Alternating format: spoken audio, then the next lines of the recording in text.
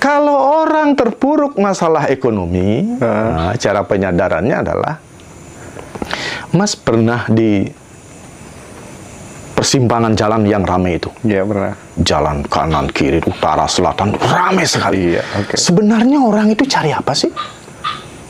Orang-orang yang berkendaraan yang ribuan jumlah, sebenarnya cari apa mereka?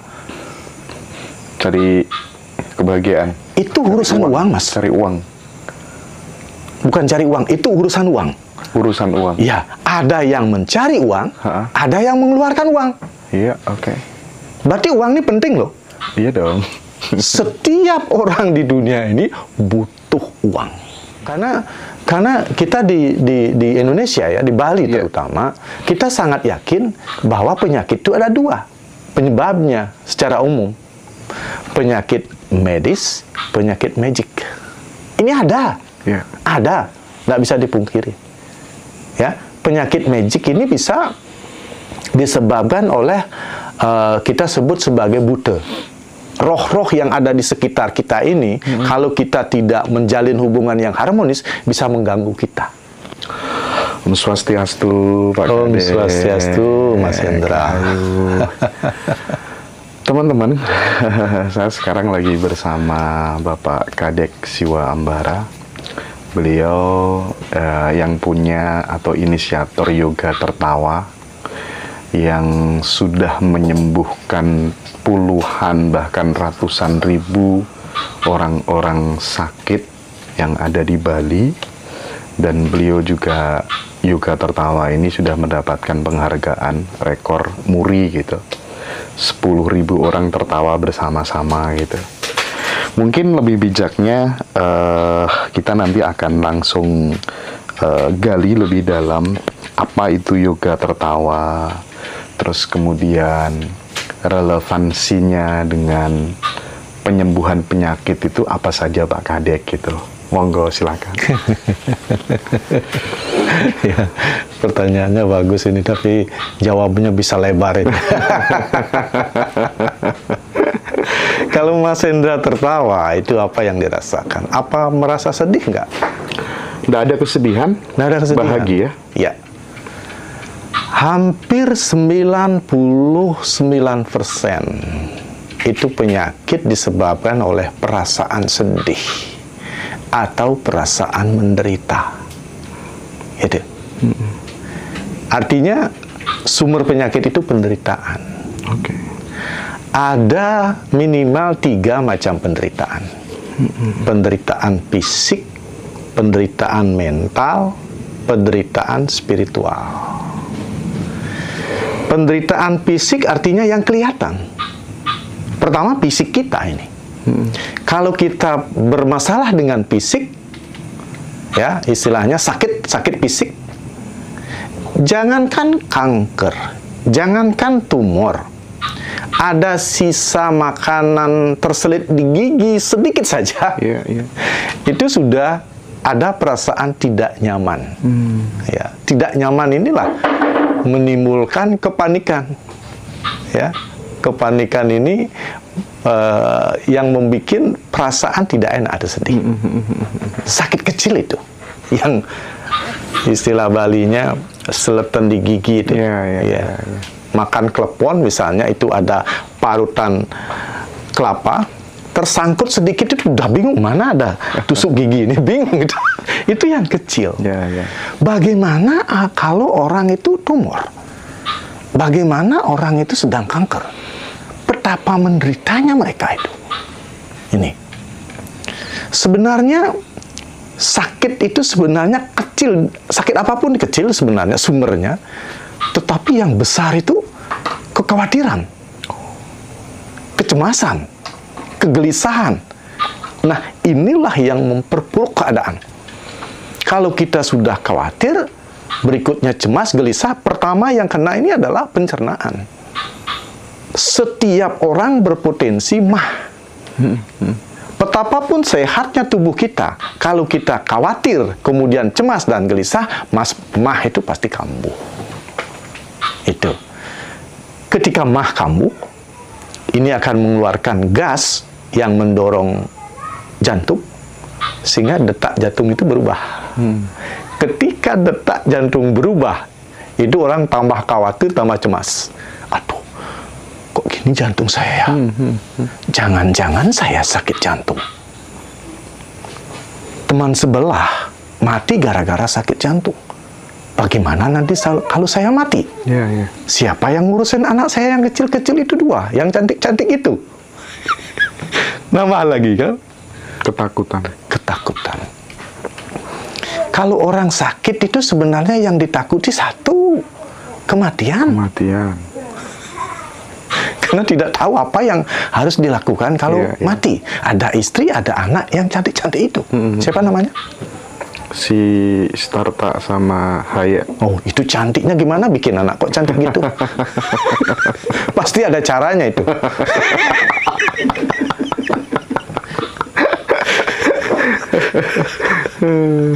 Ya, itu sakit. Sudah membuat kita menderita. Kedua, masalah fisik kedua ini uang. Sedikit saja kita kurang uang, dan kita berpikir tidak akan ada uang bulan depan, sudah kekhawatiran, kecemasan muncul. Ya, ini masih punya uang loh. Kita pikir lagi 2 bulan, 3 bulan nggak ada uang, sudah langsung ambruk. Itu yang bikin sedih. Masalah uang kedua, kalau kita punya banyak tagihan.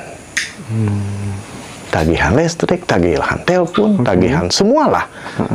Ya. Kemudian, nah sekarang baru kita masuk ke mental.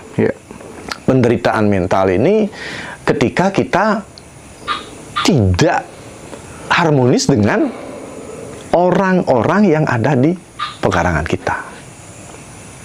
Berapa tahun dah menikah? Menikah kurang lebih sekitar 2016. Oh, 2014. Kan belum pernah ada percecokan dengan istri kan? Oh, aman. Hah? Ada sih beberapa kali. Tapi gimana rasanya kalau beberapa kali tidak ada kecocokan? Oh, jelas. Itu pikiran nggak karu-karuan, kalut, nggak produktif gitu kan. Itu sama istri. Iya. Bisa saja sama kakak, adik. Bisa saja sama teman. Bisa saja sama ipar. Bisa saja sama orang tua kan. Amburadulah pikiran. Tambah khawatir, tambah menderita lagi.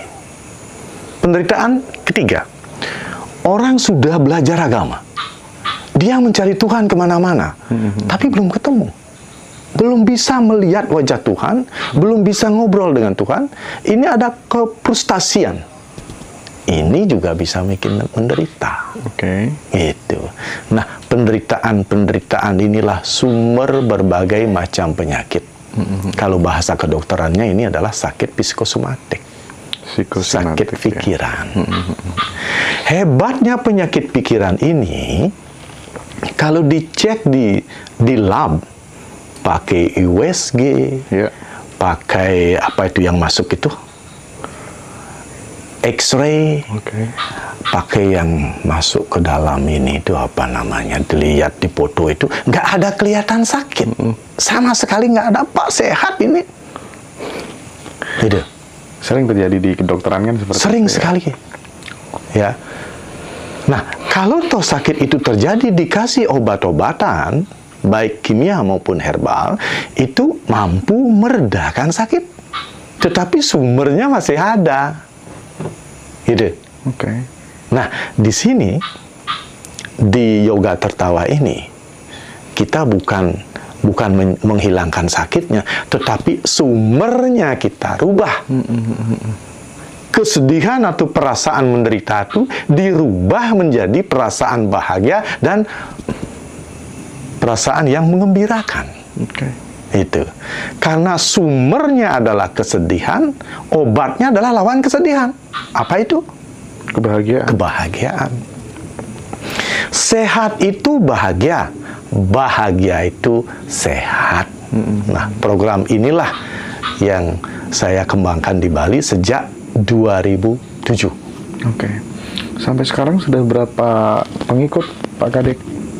Kalau pengikutnya ya di atas Yang sudah pernah ikut tuh puluhan ribu. Puluhan ribu. Ya. Tetapi biasanya kalau yang sudah sembuh nggak ikut lagi. Oh iya. Kalau sakit lagi datang. Oke. Tetapi kita terima dengan baik gitu. Iya. Tapi bagaimana ya ketika kemudian memang dalam kondisi sangat terpuruk gitu ya, banyak problem dalam kehidupan gitu. Terus kemudian dia masuk ke yoga tertawa gitu.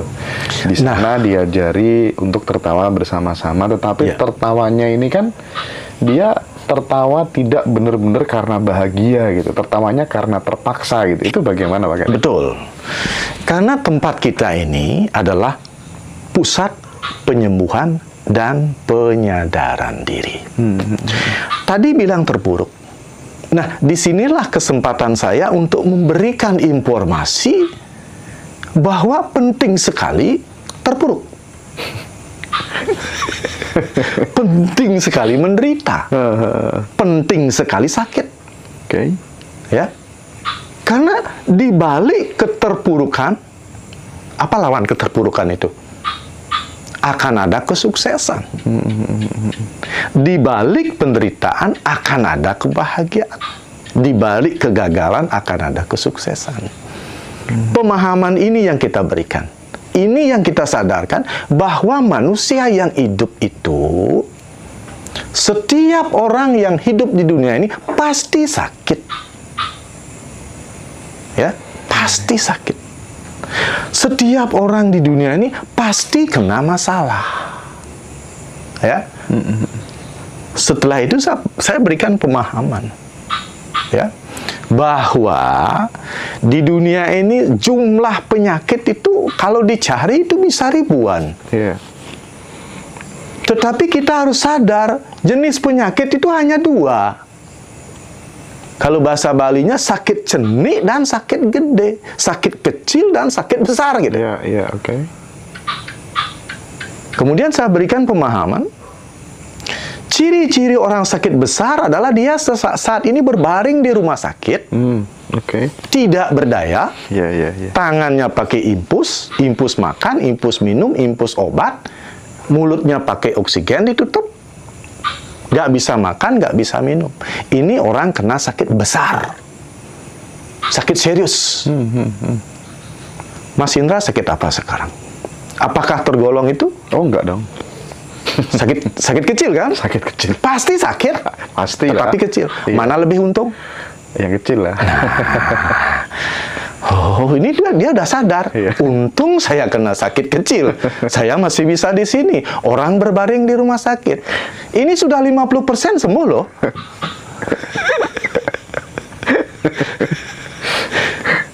Pasti bisa tertawa.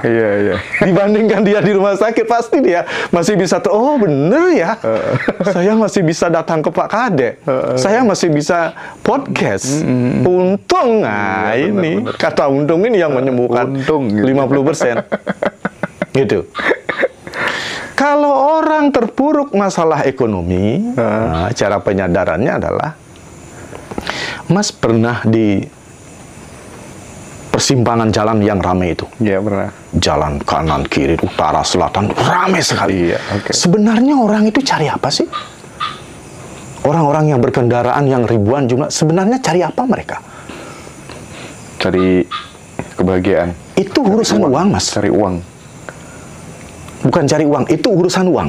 Urusan uang. Ya, ada yang mencari uang, ada yang mengeluarkan uang. Iya, Berarti uang ini penting loh. Iya dong. Setiap orang di dunia ini butuh uang. Kemudian saya sadarkan mereka. Di dunia ini hanya ada dua orang. Orang kaya dan orang miskin. Orang kaya itu punya uang, orang miskin itu tidak punya uang. Mas punya uang? Punya. Orang kaya.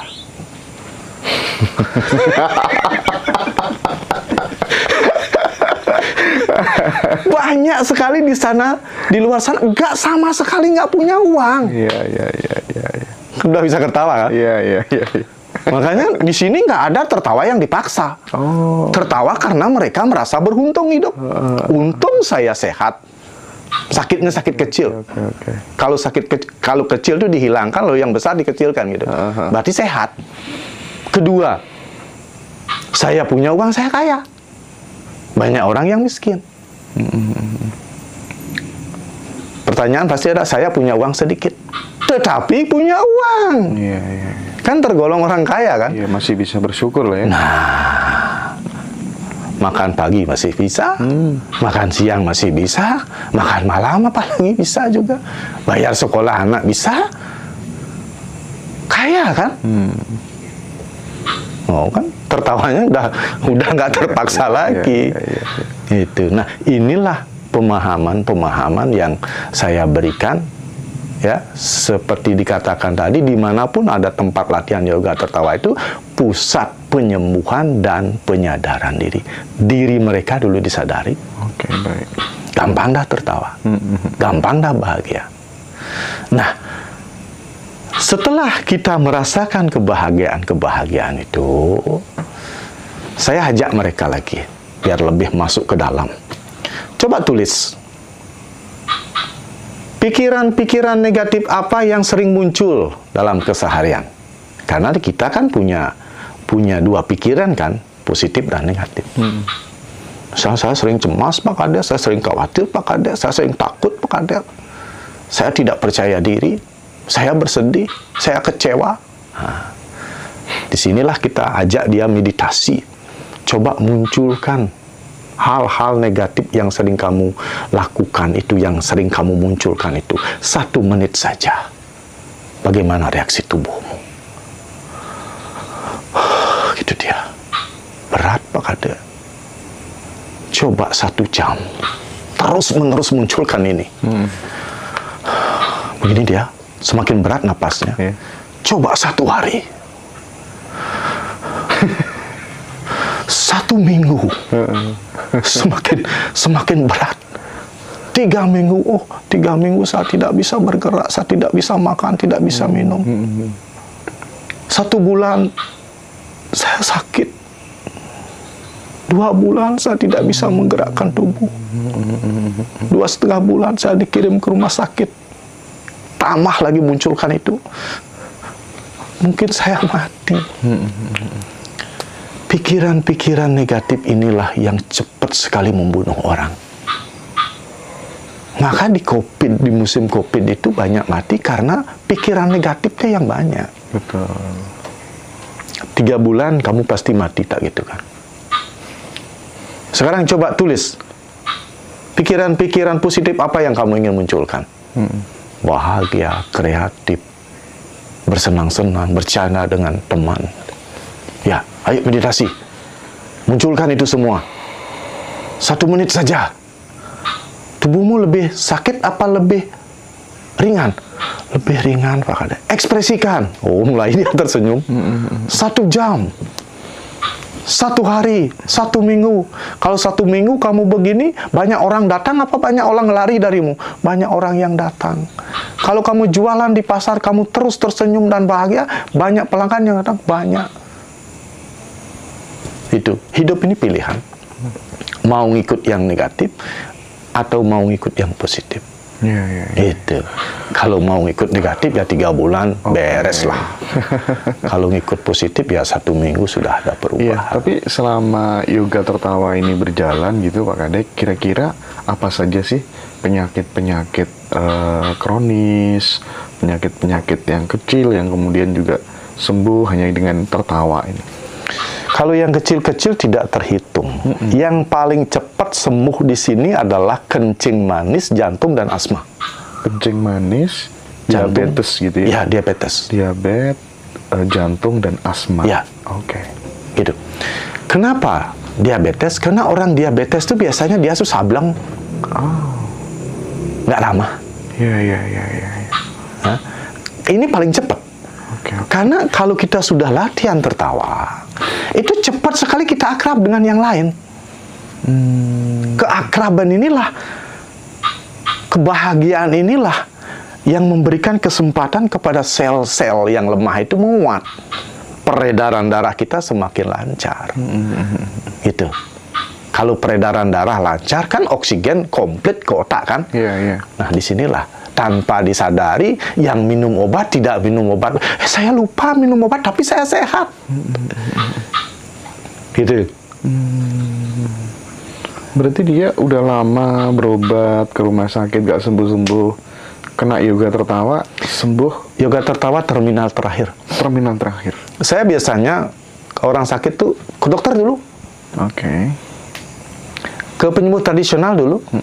Karena kita di Indonesia ya, di Bali terutama, kita sangat yakin bahwa penyakit itu ada dua penyebabnya secara umum.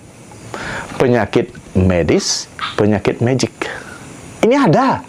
Ada, nggak bisa dipungkiri. Ya, penyakit magic ini bisa disebabkan oleh kita sebut sebagai buta. Roh-roh yang ada di sekitar kita ini, kalau kita tidak menjalin hubungan yang harmonis, bisa mengganggu kita. Itu. Kemudian orang-orang yang ada di sekitar kita, kalau kita bermasalah dengan mereka, bisa membuat sakit.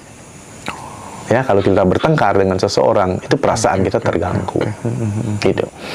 Kemudian kalau kita tidak harmonis dengan orang-orang yang sudah meninggal, para pitra disebut di Bali. Ya, karena kita di Bali ini wajib sekali menghormati walaupun beliau sudah meninggal. Ya, perlu kita melakukan kewajiban, tugas, misalnya kita sebut dengan pitra reno. Ya, misalnya orang yang meninggal itu kalau di Bali harus kita upacarai dengan ngaben, kemudian kita pendak, kita linggihkan di pura kita. Itu kalau itu tidak dilakukan bisa mengganggu juga. Kemudian kalau kita tidak harmonis dengan roh para resi atau orang-orang suci yang mungkin ada di rumah kita, dulu ada orang suci, dia punya tugas tertentu yang tidak kita jalankan saat ini, itu bisa bikin sakit juga. Sebelum kita lanjut tentang yoga tertawa, keajaiban tertawa gitu, tadi sempat disinggung tentang ngaben gitu. Kalau di Bali setelah orang mati gitu, terus kemudian diupacarai ngaben, rohnya kemana, Pak Kadek? Kalau kita sebagai pelaku agama, itu roh-roh mereka itu masih sebenarnya, karena kita sudah panggil beliau lagi di rumah kita, di sangah kita, di rong suci kita, ada rong 3 namanya, yang wanita atau roh wadon namanya, kita stanakan di rong kiri, yang lanang di rong kanan. Itu masih di rumah kita. Mereka belum moksa. Padahal tujuan kita kan moksa. Itu tujuan kita moksa. Tujuannya bukan surga, bukan neraka. Bukan surga, bukan neraka, tetapi moksa. Ya, itu mungkin besok lah kita bicarakan. Jadi gini, kan banyak sekali memang teman-teman sekarang yang dipenuhi dengan kekhawatiran, ketakutan, kecemasan gitu ya, bahkan kemarahan gitu ya. Nah, dengan sering-sering tertawa gitu ya, kemarahan, ketakutan, kekhawatiran, kecemasan, itu tuh bisa diminimalisir gitu Pak Kadek. Terus pertanyaan selanjutnya adalah, tertawanya yang seperti apa gitu? Kan ini kan penting. Ada nggak jenis-jenis tertawa dan relevansi terhadap mengobati penyakit emosi apa gitu? Gimana tuh? Semakin sering kita tertawa, itu semakin bahagialah kita. Ini seperti ini loh. Apa namanya itu yang balon-balon itu duain loh? Kek. Nah, kita ini membesarkan yang mana? Itu. Kita membesarkan yang mana? Itu. Kita membesarkan kebahagiaan atau kesedihan? Ya. Nah, kalau yang kita besarkan adalah kebahagiaan, maka kesedihan ini berkurang. Emosi positif kita besarkan, negatif mengecil. Kalau emosi negatif kita besarkan, yang positif mengecil. Ini kan satu kesatuan ini. Energi yang sama. Bisa memunculkan pikiran negatif, bisa memunculkan pikiran positif. Nah, semakin kita tertawa, itu kita memperbesar balon ke kebahagiaan. Itu. Nah, tadi bertanya, tertawa apa menyebabkan sembuhnya sakit apa? Iya, benar. Penting itu. Kalau diteliti itu sakit-sakit di dalam tubuh itu dibedakan menjadi 5 kelompok. Kelompok pertama di kepala, leher ke atas, di leher, di dada, di perut ke bawah, dan sekujur tubuh. Setiap bagian sakit ini itu ada tawanya. Nah, tadi kan yang difokus ditanya bagaimana kita mengontrol emosi, mengurangi emosi. Emosi kan pusatnya di sini, tenggorokan, di tenggorokan. Apa namanya itu? Tiroid ya? Ya, itu. Ya. Kalau ini kita benahi, kalau ini sudah stabil, kemarahan-kemarahan itu bisa berkurang dia. Gimana caranya? Caranya tertawanya adalah di sini. Rasakan di sini.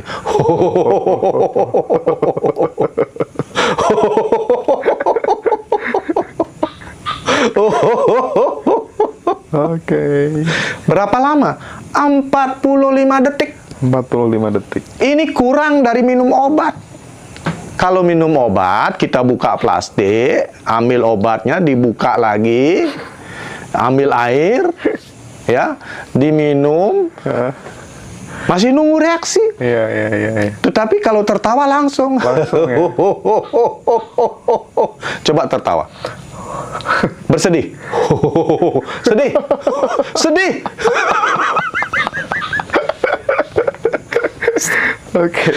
Bisa. Nggak bisa. Oh gitu ketawanya ya, untuk meminimalisir kemarahan gitu ya. Semakin sering dilakukan, kemarahan-kemarahan itu ya bisa jadi hilang. Bisa jadi hilang. Kita bicara stres. Setiap orang stres.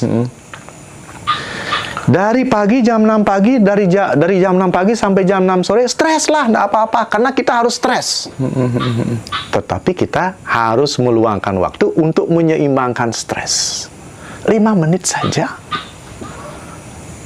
Ya, tertawa 45 detik. Jadi tenggorokan ke atas gitu ya. Kemudian kalau ada pening-pening di kepala, sakit apapun di kepala, pening-pening, pusing-pusing, vertigo, apapun yang di kepala. Migrain gitu ya. Migrain yang di kepala, lupa ingat.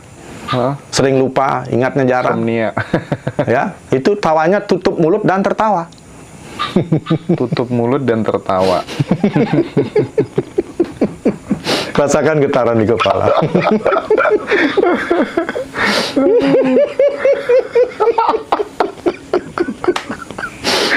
Jangan buka mulut, itu salah itu. Ini tutup mulut. Nggak, saya ketawa serius ini, bukan dibuat-buat soalnya.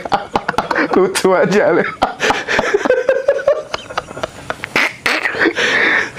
45 detik. Kalau punya asma, jantung, hati, paru-paru, pernapasan, dada pusatnya, tertawanya.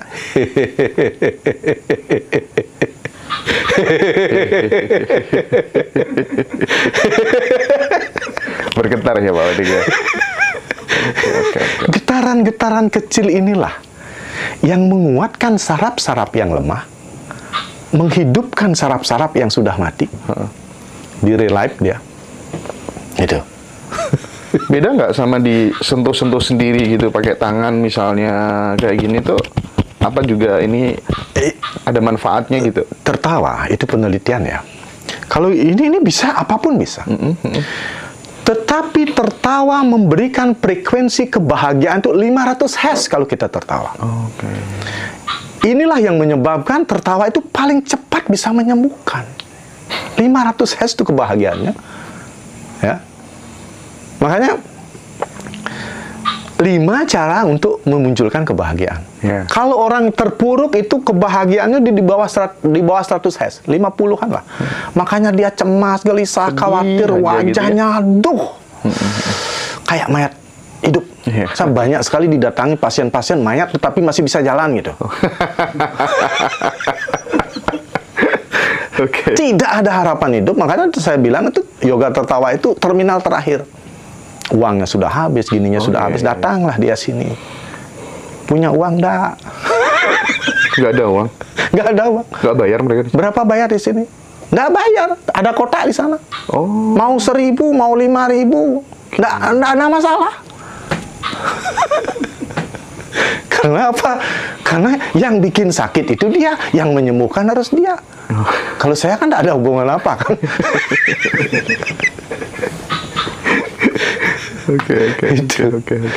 Kalau sakitnya mah, ginjal, kencing manis, masalah reproduksi, itu karena ada lemah di sel-sel di bawah ini.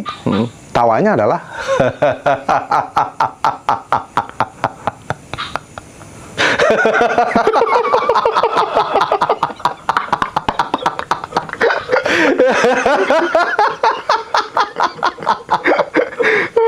dalam keseharian pernah nggak tertawa seperti ini? Iya.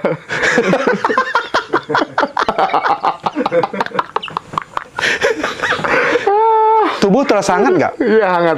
Keringat keluar nggak? Air mata keluar nggak? Iya. Ini ciri-ciri kesembuhan. Cocok dengan tertawa ini. Iya, benar Bang Ade. Keluar air mata. Penelitian terakhir. Ini profesor berkumpul. Oke. Ya.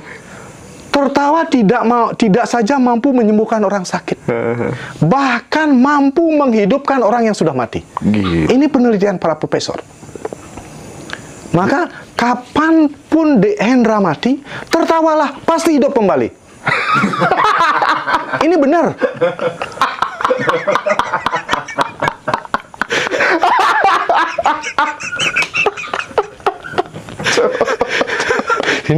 Ini udah kerangsukan ini, Dek. Udah kemasukan roh tertawa. Pasti keluar keringat. Kocak ini. Kocak. Aduh. Gimana selanjutnya? Bagaimana kalau komplikasi? Ya. Ujung kaki sampai ujung rambut sakit. Ya. Apa tertawanya? Tertawalah tanpa suara.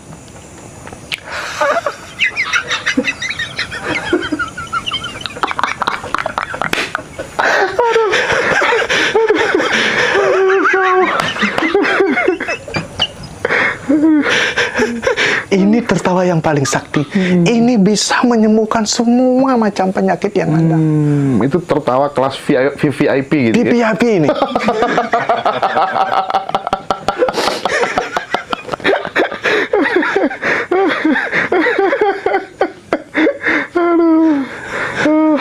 Maka yoga tertawa ini adalah kombinasi antara bersyukur. Oke. Kalau kita bersyukur, ini 200 Hz kebahagiaan kita. Oh, saya untung dulu punya 5 pekerjaan, sekarang 2 saja sudah kehidupan berbulan melebihi. Sedangkan orang-orang di sana, luar sana itu susah cari kerja. Betapa untungnya Mas Hendra ini. Ya. Bisa ngajak anak lancong ke sana, biar bisa ngajak istri besok ke Kintamani. Datang ke mana-mana, ada yang nyediain kamar, ada yang nyediain makan. Gimana rasanya? Ya seneng. Itu Pak Kadek aja sih yang nyediain gitu. Yang lain-lain nggak pernah.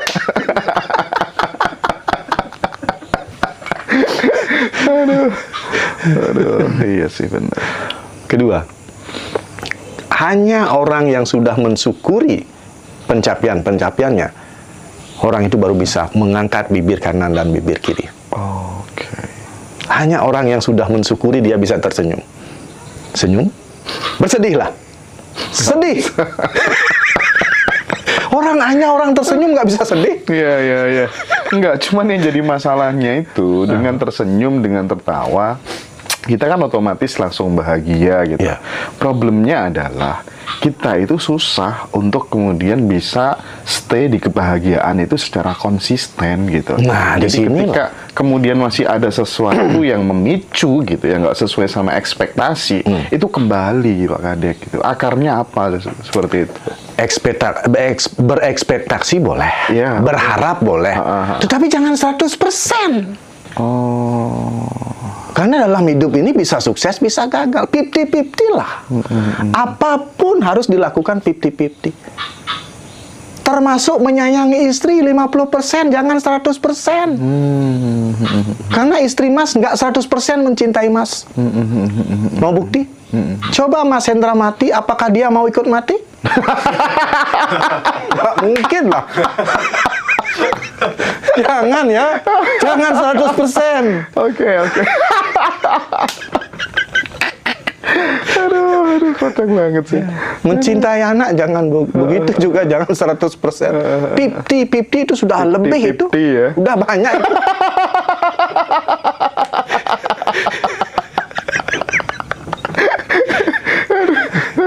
Ini kan banyak orang menderita karena terikat dengan anak, terikat dengan istri, terikat dengan cucu. Bener.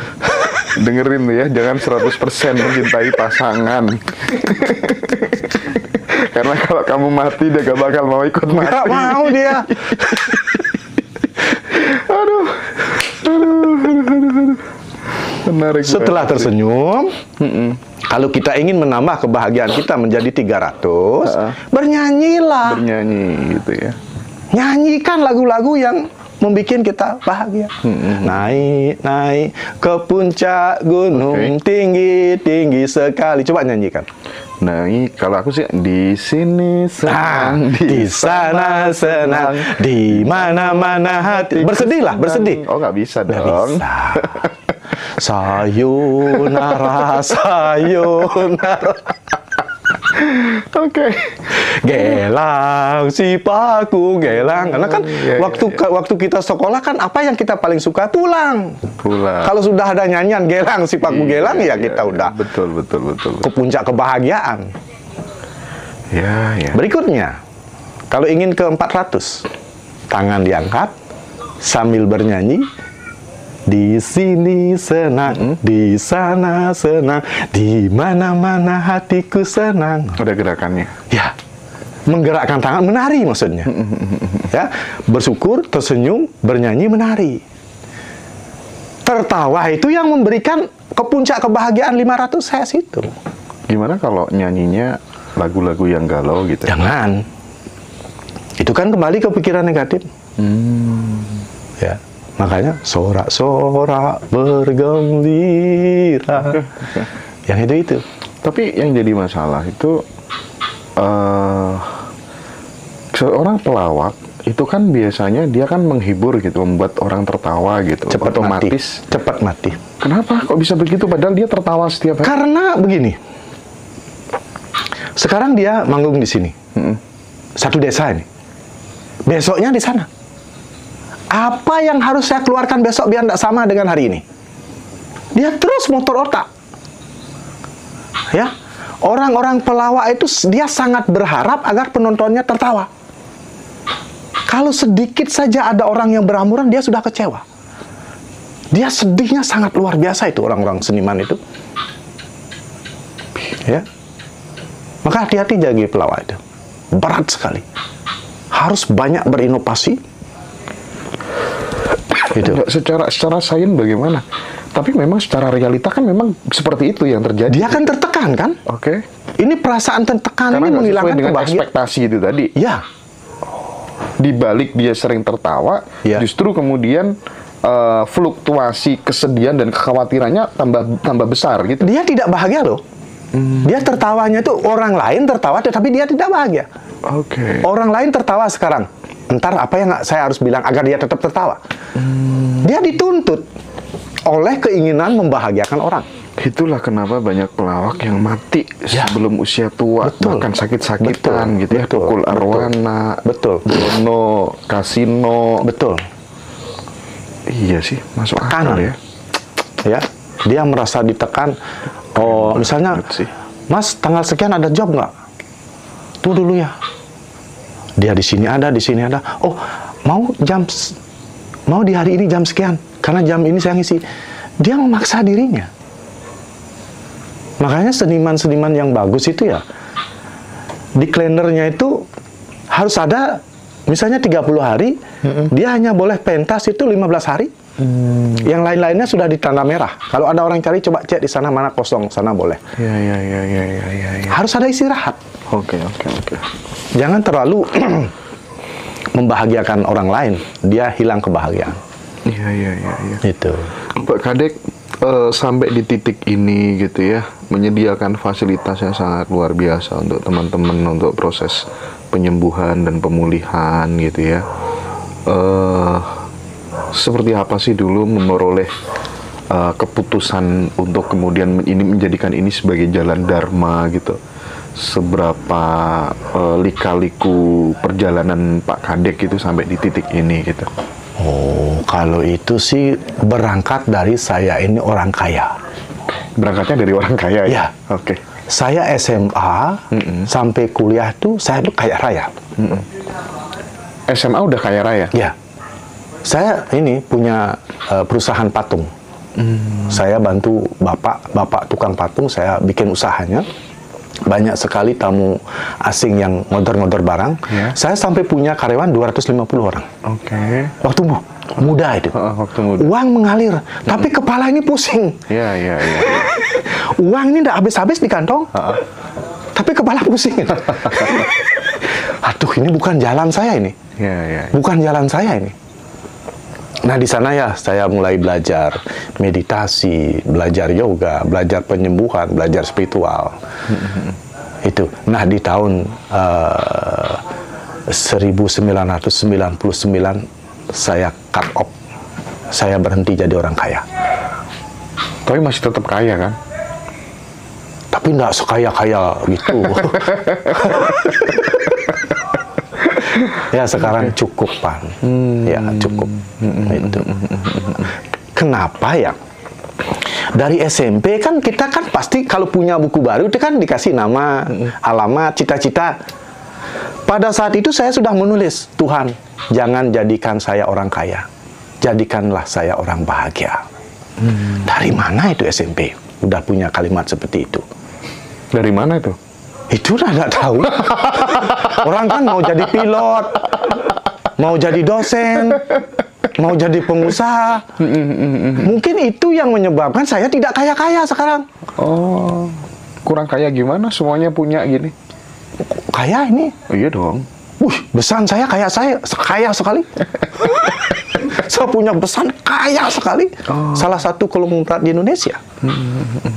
Dia bikin rumah itu 2 puri sekaligus, bikin villa.